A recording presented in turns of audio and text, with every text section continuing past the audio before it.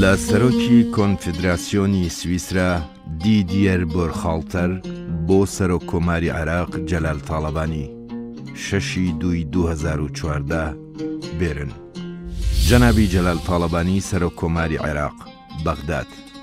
جەناب، حکوومەتی سویسرا شۆک بوو بە پەلامارە تازەکە لە بەغدا کە بۆ هۆی کوشتن و برینداربوونی ژمارەیەکی زۆر لە نێو کۆمەڵێک لە دەستگا و شوێنەکاندا.